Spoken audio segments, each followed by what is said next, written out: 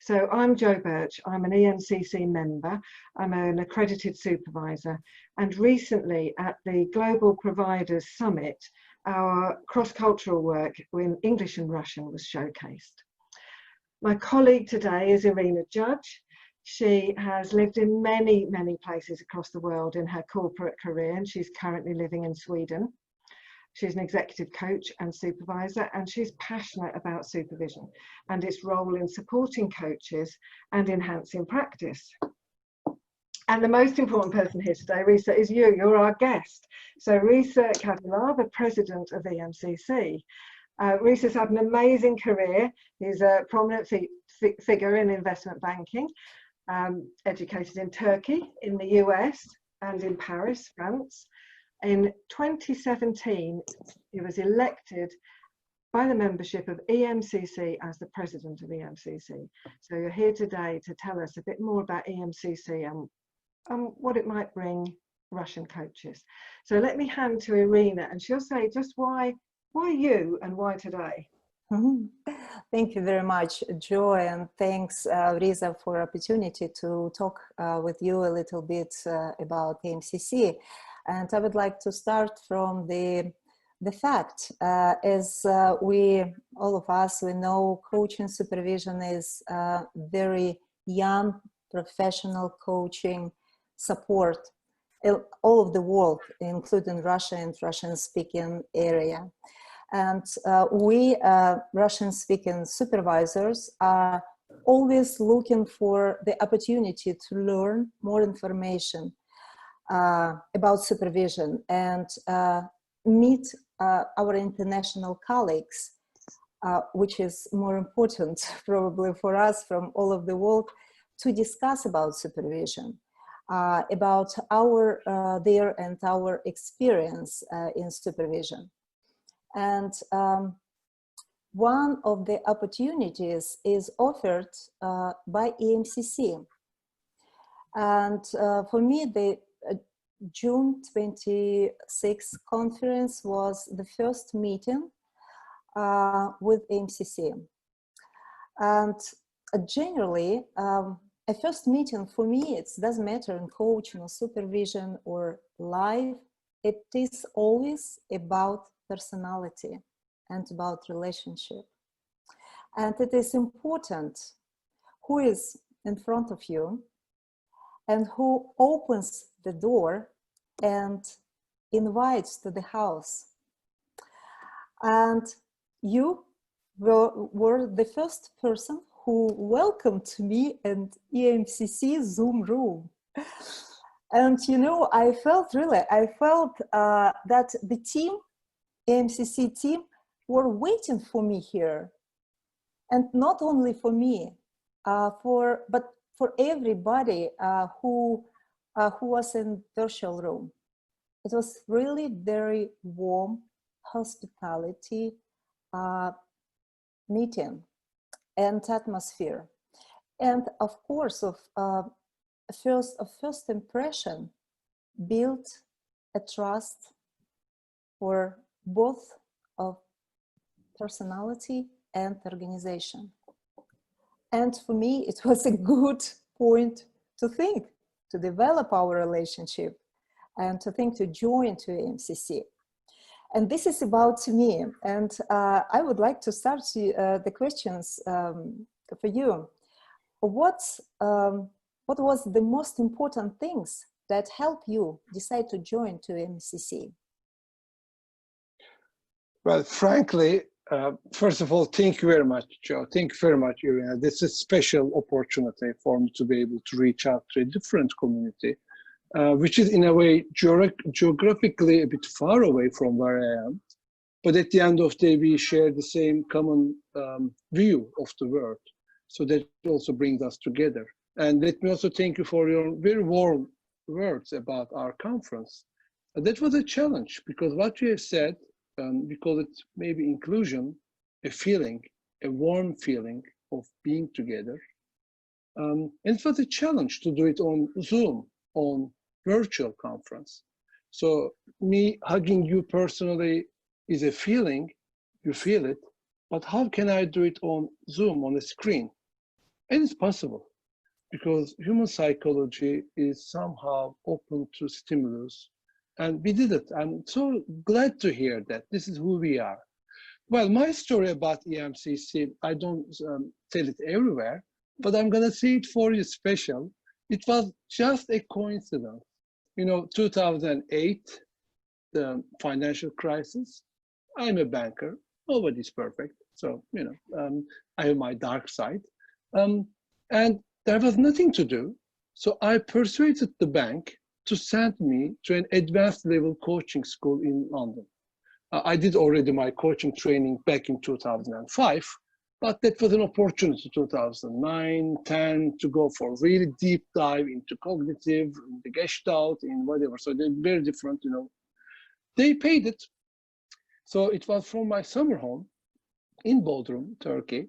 I had to fly to Scotland for this training. So cold, And my daughter, at that age, quite young, she had a British friend in the pool, and the mother of this friend turned out to be a prominent HR lead professional in the country.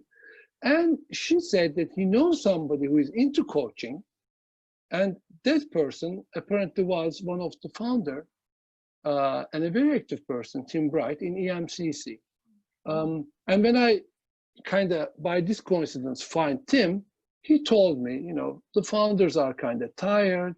They want to close it down. So it's end after 5 years. So I told them that I can help. And they said, here you are, take it. Day one, I liked the concept of inclusion in EMCC. I'm not here for coaches or mentors. You are all grown-ups. You don't need me. So they can find their solutions to their problems. But coaching and mentoring and gradually now supervision needs our support. Because 8 billion people out there to have a more quality life, in order to decrease the price they pay for the life they lead, they need to acquire those knowledge. And we know it. And it's our duty, and now I'm serving as the global president, my duty is to help these principles to reach out to 8 billion people, and it will make the world a better place. Because today, whatever the profession you are in, you need to learn how to listen. You need to learn how to ask questions. You need to learn how to make your boundary management, your ethical code and everything applicable everywhere. And allow me to come back to supervision with my remarks. We are here, EMCC, we exist to develop, to promote, and to set the expectation of the best practice in coaching, mentoring, supervision globally for the benefit of the society. This is our purpose statement. So when we are here to set the expectation, it's a big challenge. And then we need to really, really focus on professional development to adhere to the best standards and how to do it. So that's why supervision now plays a very important role in everything we offer to the world. Thank you. It's very interesting, your story about how you joined to EMCC, and you opened the topic.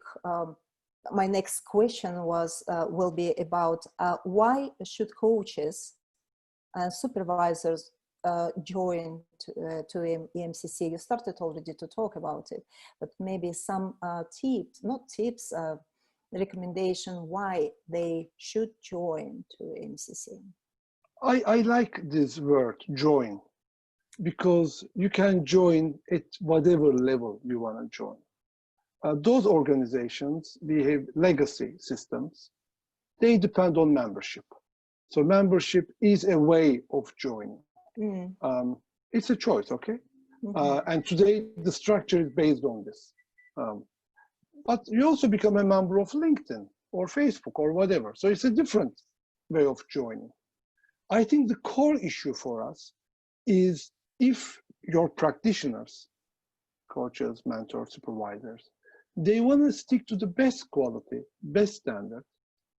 They would like to go through a journey of self-discovery, a reflective process, a progressive approach to their profession. I think EMCC is the right place because we are not prescriptive. We don't tell you how to do it. We provide you with the core questions, and it's up to you to design your model, your approach. But we are keen on the global code of ethics. For example, we created this code of ethics with some other organizations. And now on the website, you don't see our name.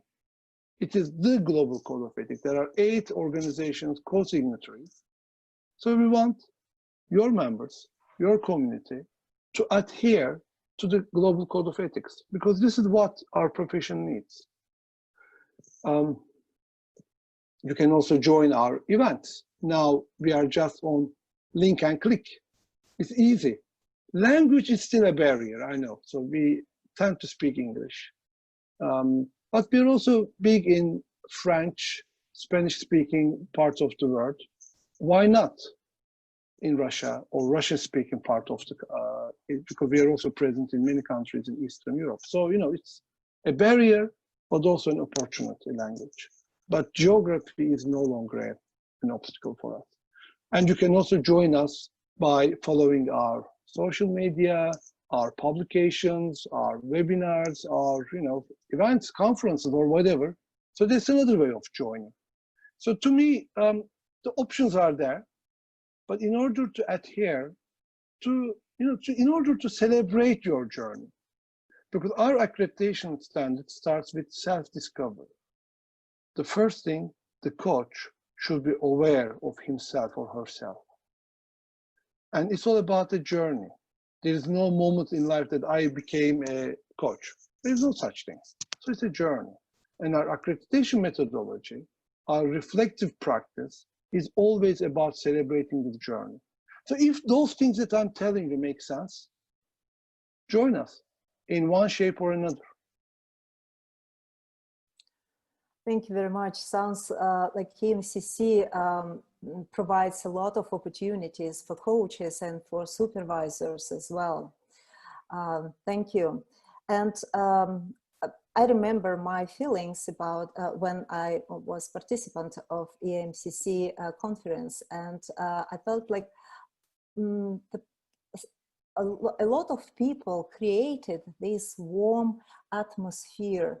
And my question from my colleagues, Irina Bogoslovskaya, coach and supervisor, she asked you, what are your special qualities as a leader of the EMCC team? And how do you support them to need you less? To need you less. It's a personal question, and this is my life. This is my life philosophy. So it's I like connecting the dots. Everybody is special in their own way, and when you provide the environment for them to flourish, you get great results. By education, I'm a systems engineer, so I see life as a system. And I'd like to create opportunities or systems where things can evolve in itself. When I was young, I'm still young, but when I was younger, we used to believe in heroes, Superman, to come to save the world, or some historical heroes who just, salvations or whatever, independence of countries, blah, blah. I think now we believe in teamwork. We believe in collaboration. It's not just one hero to change everything, but it's a group of heroes. Look at Avengers, or look at even Harry Potter. He is never alone, And this is also partially technology that forces us doing it, because technology forces us to collaborate more. And also the rise of Asian cultures also helps us to collaborate more. So that's my philosophy. My philosophy is to create an environment where people can feel good. And when they feel good, they perform. And when they perform, I do everything possible that they don't need me. One thing in business life, a disease yeah, I exaggerate a little bit. It's upward delegation. People tend to make the hard decisions go up. And the person on the top, he feels, you know, indispensable. I'm so important. I make all the decisions. It's a trap. It's a trap. Every decision should be made collectively in the right level. In EMCC, the power, if you really want to have an impact on our future, the power lies in our work groups. We have many work groups. They come together. They work on different topics. And whatever they come up with becomes our offerings. I'm just a spokesman. I'm the person who facilitates this good work. Even that good work is created by our volunteers, who are also kind of facilitated by our global executive board members. So it's all teamwork. It's all about creating the feeling that people are happy to work together, and always believing that, you know, the real impact comes from the experts. And those experts are volunteers. And that also makes me enjoy more my life here in EMCC. You know, I shared my dark side with you.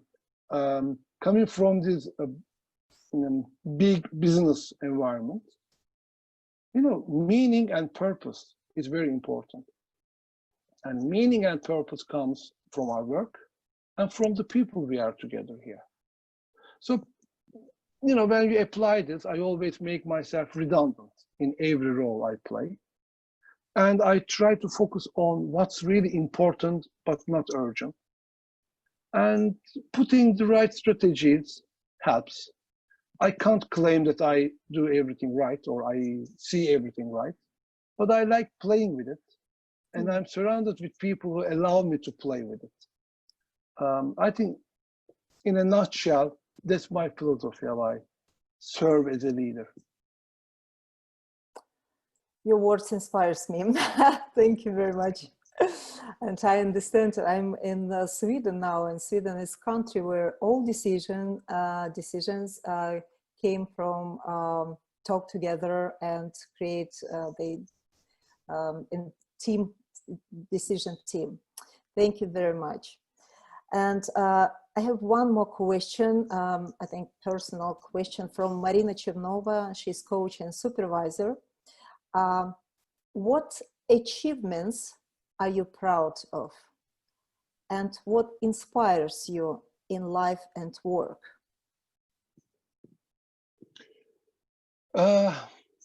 It's cliche, but it's true. My daughter is my biggest inspiration. Now she's too old, she's 17. We go through a different period, but all through those ages, as she grows older, as she discovered the world, it really helped me to refocus my energy. I think she's been, for the last 15 years, 20 years, she's been the most important inspiration in my life. And the first part of the question was what I'm proud of. I don't know, I'm really proud of who I am. So that's, when I see myself in the mirror, it's not narcissistic, but you know, when I see myself in the mirror, so far, I'm okay with what I see. And that's good, that's good. Otherwise, you know, you put many things on your LinkedIn profile. So all your members are more than welcome to link me on LinkedIn. So I do my best to stay in touch with all the network on LinkedIn. And they will see some of my concrete achievements in life. But they are just a tool for the way I feel today. And when I have a bad day, they don't have any value. So it doesn't really help me. Yes, I was a graduate of this school, or I just set up this bank in London, or I just made the institution the largest ever, blah, blah, and I changed the balance sheet of this, blah, and I made so much money. But if I feel bad, it doesn't help. So I'm proud of, you know, everything I did. I made my mistakes, but luckily, it's a relatively okay position. So that's how I see, you know, the answer to those two questions. Fantastic. Thank you very much. It's really important to meet a person who is chief of EMCC, and I think for Russian-speaking coaches, this meeting will be very important because they will see you as a professional and as a person, but yeah, it's important. And I didn't have any questions, but one question came to me now. What would you like to say who will listen and seeing this video? I mean Russian-speaking coaches and supervisors. Please let them reach some of my short messages to our membership. They are, I think, on my LinkedIn profile. If not, we can forward them to them. I think those days, on one hand, are very challenging days. Everybody's kind of in an uncomfortable zone, in their own way. We are all feeling some stress. But on the other hand, I believe those days are great gifts in order to design our near future, our lives.